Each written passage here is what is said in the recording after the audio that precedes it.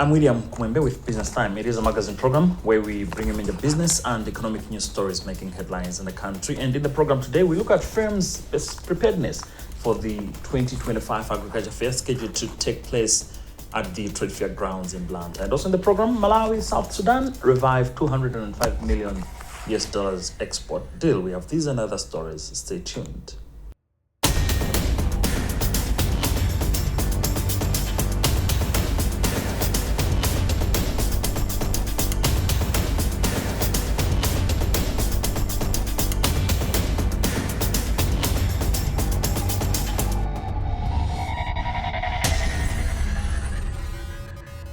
Hello and welcome. This is Business Time and my name is William Kumwembe. In our main story in the program today, over 8 exhibitors have registered to participate at the 21st National Agriculture Fair scheduled for 28th to 30th of August 2025. The fair is expected to create opportunities for so many businesses and market linkages to foster meaningful cooperation and build lasting relationships among players in the agriculture sector. Jointly organized by the Malawi Confederation of Chambers of Commerce and Industry and the Ministry of Agriculture.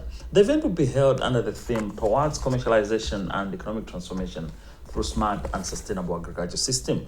To appreciate the level of preparedness, Benedetta Chiwandamia inspected the trade fair grounds, and from there she filed this report.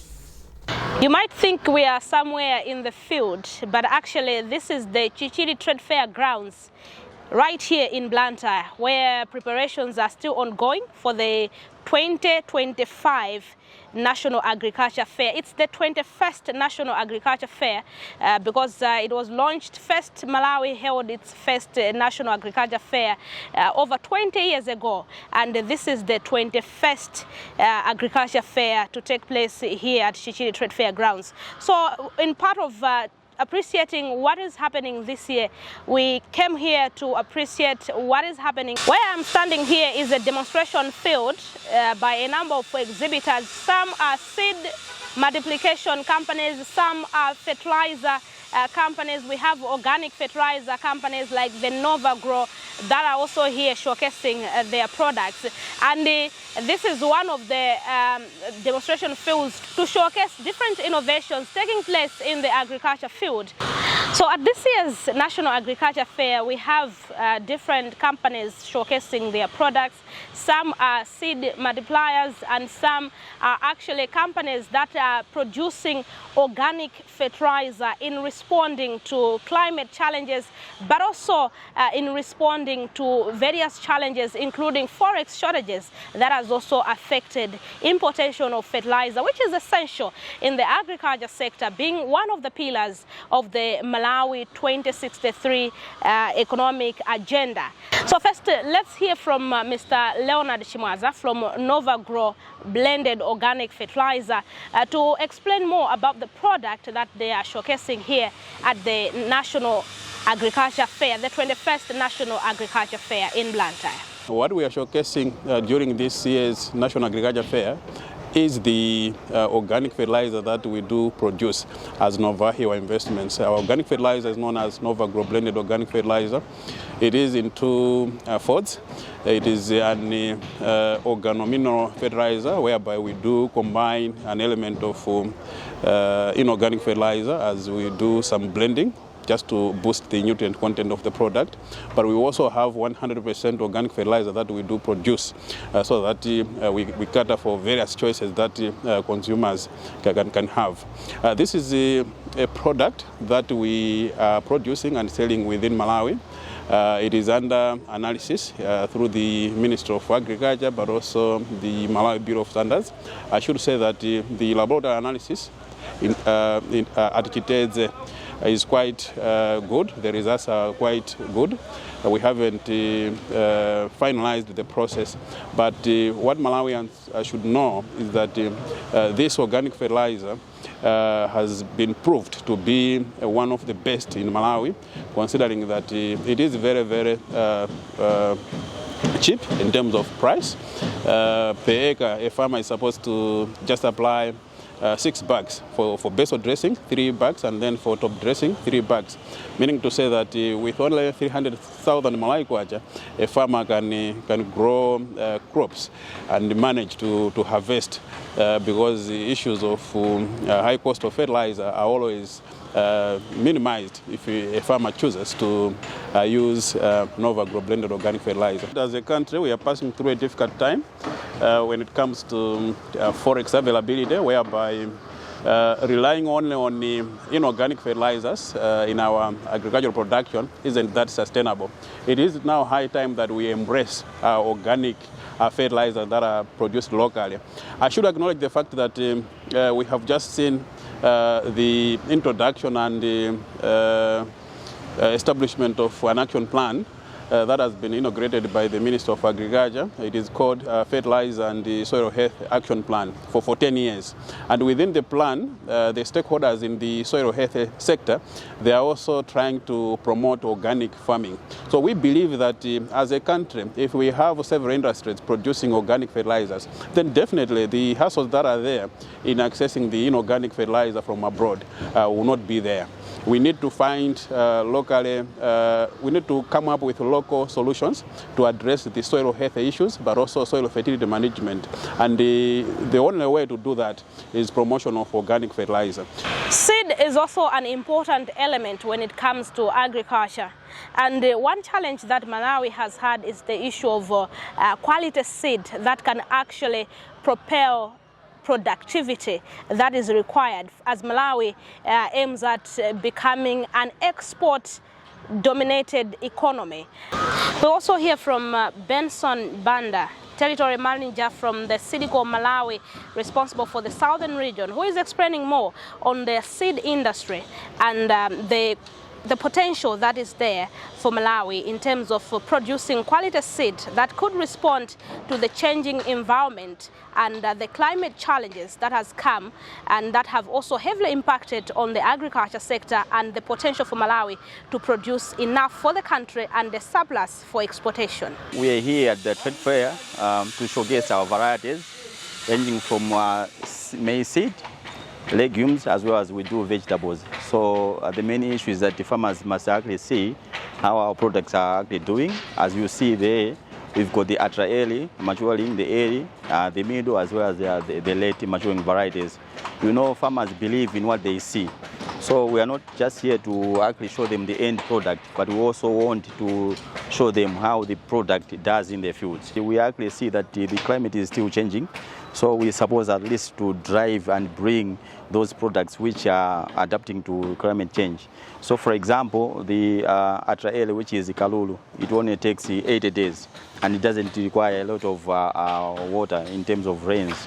We've got the Kanyanis, which are mature in 90 days.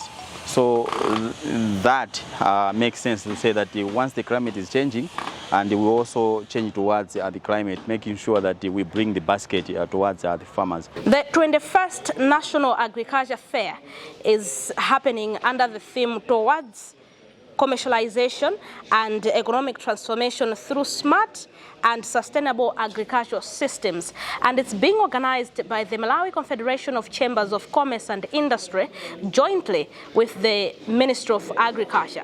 And Wes Mungoni is the Business and Development Director for MCCCI. The preparations are going on very well. We had planned that we're going to have probably maintained the number of participants that we had for last year, but we have been overwhelmed. We have received a lot of support from the private sector, government, and the donor community. So I must say that in terms of participation, we are now at 105 participants, which is a growth from what we have in 2024. In 2024, we had 183 participants. So we are optimistic that it's going to be a successful fair, as we are also looking at the fact that it is growing. And even the pavilions themselves, now we have got a large number of pavilions. We have managed to secure 190 for now, which is a growth from 189 for last year. So we also do have some last-minute confirmations, and there are other people that we are currently speaking with. We expect the number to go at least between 195 to 200 pavilions for now. We have farmers, we have some cooperatives, we have finance institutions who are ready to do some presentations on financial solutions on agricultural equipment. And we do have agro-processing companies, agribusinesses, so we have got a vast, wide variety in terms of participations. Agriculture is a very important sector to Malawi's economy, considering that it's one of the pillars in the Malawi 2063, which has 3 pillars, one of them being agricultural commercialization and industrialization. So it is at this platform, the National Agriculture Fair, whereby various players in the agriculture sector, including the agro-entrepreneurs, business players, and also farmers, will be sharing knowledge, creating market linkages, and showcasing their innovation and sharing knowledge that will help propel this sector as Malawi aspires to achieve its economic development agendas. Malawi and South Sudan have agreed to fast-track the revival of the agricultural commodity supply deal worth approximately $295 million annually. This follows high-level discussion on the sidelines of the Tokyo International Conference on Africa Development TICAD-9 in Yokohama, Japan. Foreign Affairs Minister Nancy Tembo and her South Sudanese counterpart held bilateral talks on the sidelines that resulted in establishment of a joint task force and a formal commitment letter from Juba specifying quantities and indicating price for agricultural commodities. South Sudan has singled demand for a diverse basket of commodities totaling about $285.7 million. Kumwembe has the whole story. Foreign Affairs Minister Nancy Tembo and her South Sudanese counterpart Mande Semeya Kenneth Kumba held bilateral talks that resulted in the establishment of a joint task force and a formal commitment letter from Juba specifying quantities and indicative prices for agricultural commodities. Founder and Managing Director of Homes Industries, Victoria Mwafulira, described the revival as a significant opportunity but stressed the importance of depoliticizing implementation to ensure commercial viability and build market confidence. A step definitely in the right direction. We are talking about exports as a source of revenue. I think that becomes an opportunity for the country to actually maximize, rebuild the trust, make it happen for once. But for us to actually get that to happen, I think we need to look at several factors that caused us or that brought us into this space in the first place. We got a deal to supply South Sudan. We failed to supply South Sudan, but we have an opportunity to redeem ourselves in that space. I think that is fantastic news. How are we going to do that? I want us to look as a country, look at a few factors that can actually make that happen. Number one, I think the execution of this deal, now that it has represented itself again, is to actually be professional about it. It should be done in a way that whoever is going to be part of the supply chain should be vetted and should be looked at, very carefully without any political interference. So that has to be independently done to allow a neutral and right outcome for the people that are going to participate at every step of this value, at every step of this deal or of this opportunity. I want us to look at, or as a country, or those that are responsible, to also look at things like financing. How is this going to be financed? Are we going to use letters of credit? Are we going to be using cash or upfront payments? What mode of payments are we using to actually make this happen?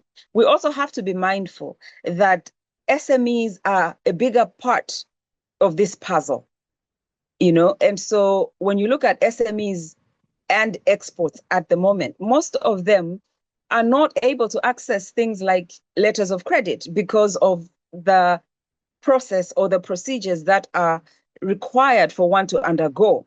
And so most of SMEs working in this export business will depend largely on trust, which is the buyer is able to pay upfront a certain amount, maybe 50-50, 50 upfront, 50 on delivery, or 60-40, that kind of arrangement. And so because this is something that is being worked through government, I would wish to see the financing aspect of this whole deal working in a way that is favorable for every player in this particular space. Malawi Investment and Trade Center Director General Kruger Piri confirmed that the underlying 2021 Memorandum of Understanding remains valid through 2026 and will automatically renew for another 5 years unless terminated.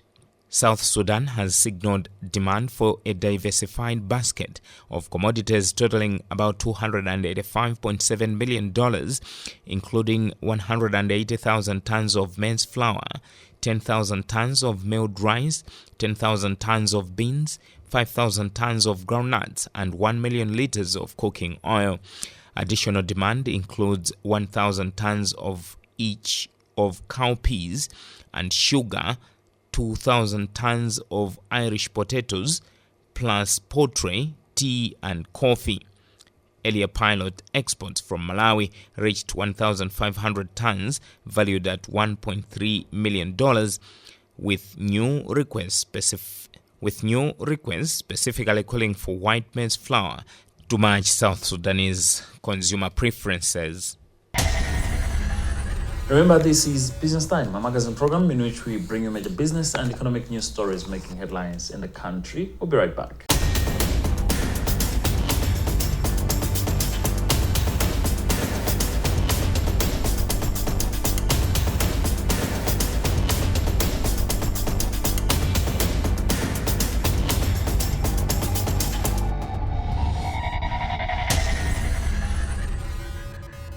Welcome back. In Malawi, micro, small and medium enterprises are in numbers. They are about 1.6 million according to the 2019 Malawi Finscope MSMEs survey and employing about 1.8 million people. It is estimated that SMEs contribute about 40% of the gross domestic product and 24% of employment, and about 21% of the country's adult population drives their livelihood from the sector. But lack of access to finance and access to land, high business operating costs, and low production capacities are some of the major challenges SMEs continue to face in the country. To address these challenges and others, the Small and Medium Enterprise Development Institute, SMED, has been working on capacitating the players. Feston Malekezo caught up with SMED, the regional manager for the North, for an insight on the strides.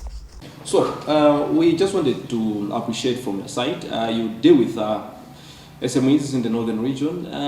First of all, how are they faring? What would you say of the sector in the northern region? Thank you very much. We are very happy with the progress that is being made. Of course, there's room for improvement, but also we can look back and say we are making progress. For example, the categories that we categorize SMEs with, there seems to be growth in terms of numbers, at the same time also in terms of contribution to the economy of Malawi, in terms of GDP contribution. Now we are standing at 40%, but also we are also looking at the product lines that SMEs are producing. We have seen a growth in terms of the products that SMEs are putting on the market. Initially, we used to do a lot of retail trading, whereby you just go buy and sell, but now SMEs have realized that we need to add value, which is in line with our Vision 2063. As you can see, all these products that are here, there is none that is in raw material form. All of them are value added, which is what we want. So let's start with the opportunities. What are there? What's there for them or in the northern region? Is this a virgin land? Is this a fertile land for their growth? You would describe it as a virgin land because initially we were not doing well, and now we're just penetrating in terms of value adding, and there's a lot of potential here in the northern region. First of all, you should understand that the northern region produces a lot of raw materials in form of agricultural crops, but also in terms of mineral stones that are the gemstones that are being mined here in this region. We feel if we can add value massively to these products, there is a lot of potential that we can even penetrate the export market. Actually, our target is to grow these sectors, the manufacturing sector and the gemstone, to at least about 5%, because now we're standing at around 2%. We want the gemstone, the mining sector and the manufacturing sector to grow from where it is now to around 5 or so 10% within the shortest period of time. Of course, in the long term, we all have targets within the Vision 2063, and we are so optimistic that we'll meet those targets. Okay, so from what you're saying, all I'm getting is number one, the market access as a challenge, but also the perception that is there out there, where Malawians would prefer foreign products than ours, maybe because of how we have placed them. Yes. I don't know, Cement, what is it that then you are doing to make sure that we flood our markets with our own products, our SMEs are growing, transitioning to larger scale? What is it that you're doing? If you can mention key things that you're doing in the north. So many interventions. Number one is to work on the marketing aspect. Yeah. One of the things that affects a consumer when they walk into a chain store is whether this product is certified by Malawi Bureau of Standards or any other certifying body or not. So we've struck an agreement with our colleagues from the Malawi Bureau of Standards where we get 50% discount for ASME products. That discount doesn't just come. It comes because the Malawi Bureau of Standards has trust in us, the coaching services, the training services that we provide to SMEs, that if an SME has gone through the SMEDI program, then definitely they are producing quality products that they will not have problem. The second issue is on market access. We've opened, or we intend to open a shop very soon, maybe in 2 weeks or 3 weeks time. This is what we call an antenna shop. An antenna shop will host all SME products within this region in Mzuzu. And if you know CIMED offices in Mzuzu, we are within the central business district of Mzuzu. That means we are strategically positioning the products of SMEs within the main market of Mzuzu. That will mean exposure of these products to the market and consumers here in Mzuzu. We believe that will also enhance market access for our SMEs. All right, thank you very much. Now, in other business news, mispricing and underfunding of projects coupled with corruption are evils that have been haunting development of the construction sector in the country. This is coming at a time the local economy is struggling to gain its balance after the devastation caused by so many cyclones, which affected so many other infrastructure projects in the country. During the disasters, infrastructure such as major roads, bridges, and houses were damaged, adding to the ridicule facing the engineering profession in the country. At the heart of it all is the engineer. This week, the engineers are gathering in Salima for an annual conference under the theme Leadership in Engineering, Breaking Barriers and Empowering Change. For what to expect, Benedetta Chiwandamia caught up with one of the officials. On behalf of Malawi Engineering Institution, I would like to express our deepest gratitude to Max Steel Malawi for your sponsorship of 7 million towards our upcoming conference under the theme Leadership in Engineering, Breaking Barriers and Empowering Change. This contribution is not just financial support, it is a clear demonstration of your commitment to advancing engineering, innovation, and national development. Our conference will bring together engineers, policy makers, industry leaders, and students to exchange ideas, inspire solutions, and drive progress in Malawi. And Max Steel support will go a long way in ensuring it is success and in creating a platform that empowers professionals and the next generation of engineers.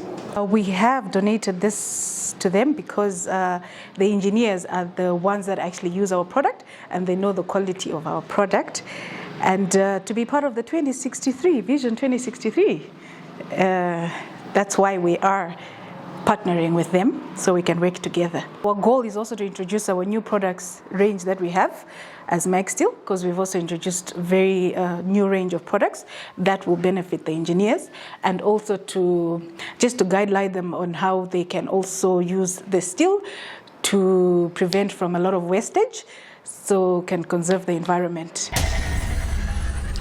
Well, with that story, we've also come to the end of today's edition of the program Business Time, a magazine program in which we bring you major business and economic news stories making headlines in the country. On behalf of the entire production team, my name is William Kumwembe. Thank you for watching. But always remember, if it doesn't make money, then it doesn't make sense. Goodbye and stay safe.